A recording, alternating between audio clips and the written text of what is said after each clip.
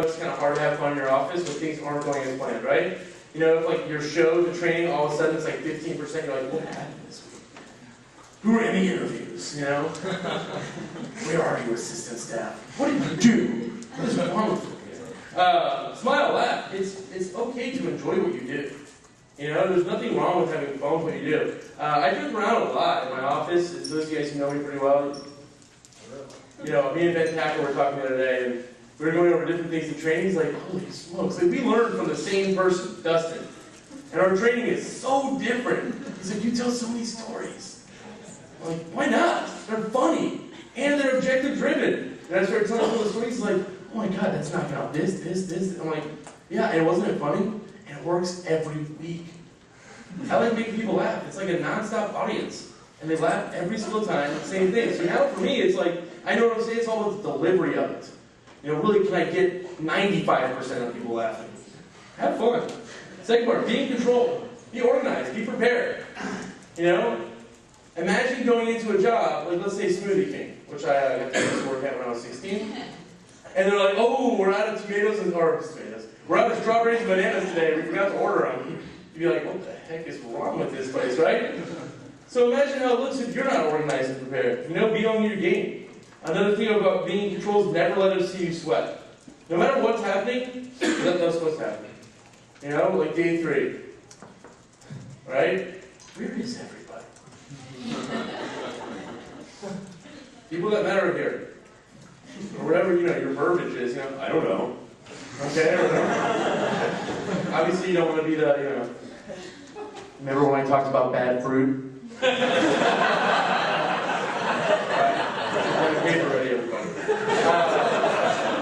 Never let them see that everything's going according to plan. Everything's always going according to plan. Be confident. That's, I think, huge. And it's just like the demo, guys. You know, they're there to learn from you. You know, with my assistants, the first thing I ever tell them before they run anything is usually for their first like 5 to 50 interviews. It's just like they're about to walk in, and you know that look where they're trying to be like confident, but you know they're about to crap themselves. You know what I mean? So I just walk up to them and like whisper awkwardly in the air, "Just be the man." You know, they smile, they go in there, and it's like you are doing the job they want. Realize that. You know, so for you as trainer, it's your training. The only time they know you've made a mistake is if you tell them. You know, I've seen people run training or interviews in my office like, oh wait, I did that out of order. And you're just like, oh boy. Okay, there's a reason why you're training them because you're doing what you do. Alright, believe in the opportunity. I think that's very important. If you don't, then you probably shouldn't be in this room. This is really the best thing out there for anyone. You know, think about it. I, as a 19-year-old, made 11 grand my first summer. That's freaking sweet. Any of them can do it. I had long hair and a beard. I can do it, they can do it. You know, our program works. You know, the only reason someone does not succeed in this business is because they choose not to. You know, Ryan Huggins, perfect example. Didn't know a single soul in Jackson when he started. Now he's sitting here talking at CFC for the entire region district manager team. You know, we're the #1 student employer in the nation. We have tons of credible sources that say how great our company and programs are. You all did the exact same thing. This job can change anybody's life. You know, believe in it. And the last thing is be inspired. They should be inspired with your happiness and love for the job. If you give people your best, they will give you their best. Does that make sense? All of us, I'm sure, you know, especially if you've been a district manager for a while, you have that one training class where you're just like, what are those Justin Donald training DVDs? Right? And you don't, you know, obviously, hopefully you don't take that route. But it goes through your head. You know, you're like, oh boy. Launching 7, average production of demos 2, average MAC demos 0.4. You know, if you give them your best, they're going to give you their best. If they feel like you're not, then they're not. They're not going to do anything to teach them either. Under the banner of Fast Start, target leaders.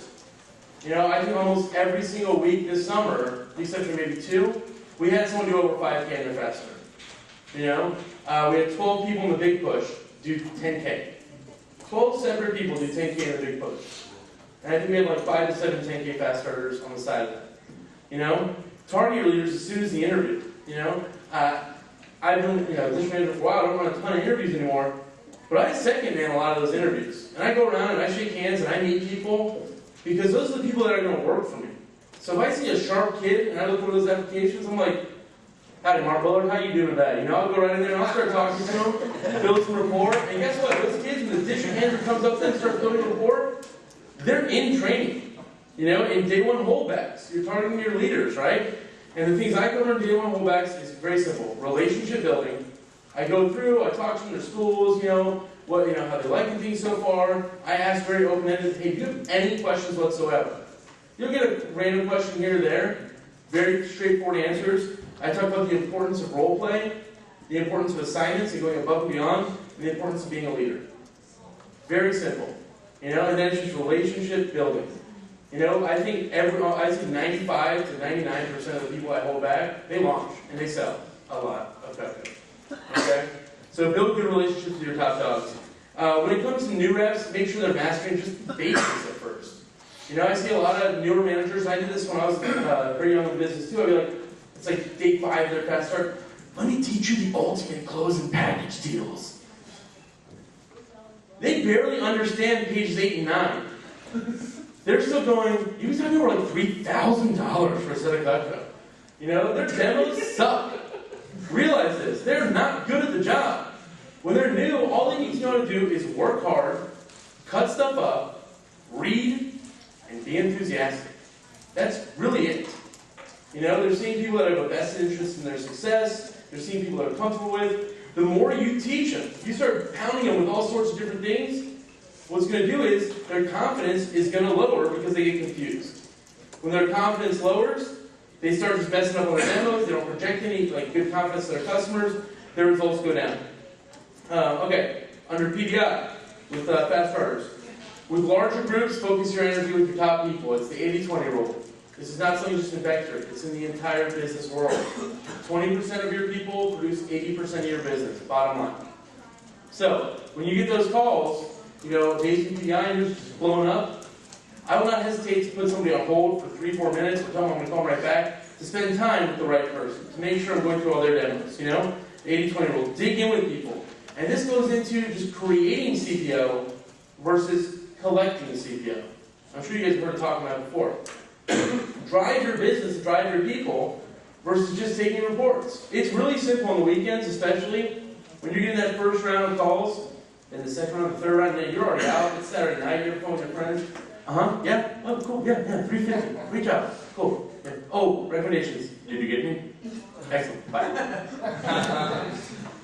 If you said you're going to take those calls and do it like a champ. Dig in with your people. That's great, cool. So how did you feel your second demo from your first demo? Did you notice you got 100 times better? Oh my God, you don't even know. You know? And it's just yes questions.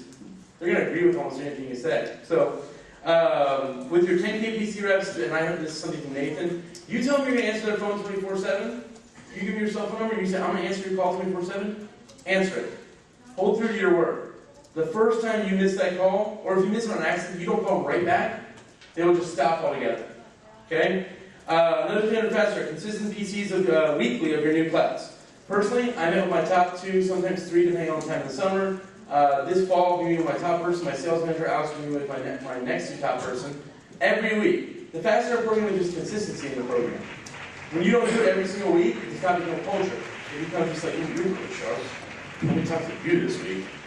Not every single week. Everybody else gets PCs, and those PCs, simply what I cover, what my assistants cover in them, is just top 50, schedule, and one of the big 3, phone closing and reps.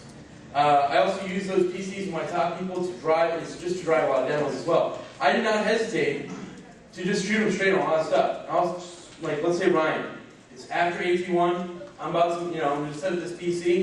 Hey Ryan, by the way, let's say Ryan and Aaron, you're my 2 guys, so I'm going to be I generally, don't meet with a ton of people. You guys really proved yourself over your first weekend, so I want to give you individual attention and time to help guide you through your fast start. I don't do this with everybody, so here's what I'm going to expect from you if I'm going to take the time out of my day to spend with you. Sound good? I want to make sure when you come in tomorrow, you have at least 5 demos for after your meet, so you can actually apply what I teach you. With MACs, stuff like that. Some of those top people you didn't see this weekend. I also want to make sure you get your top 50 list of MACs, names and phone numbers. Get that done today at some point. And they come in, 5 demos booked, 50 names numbers. Guess what happens to their fast start? They sell a lot, because they're doing demos. They have a lot of people to call. They need your 10K fast start PC. Focus on post-AT1 demo production, making sure that's assignment, making sure you're doing it. and make sure you're actually holding them accountable. Sunday night PI.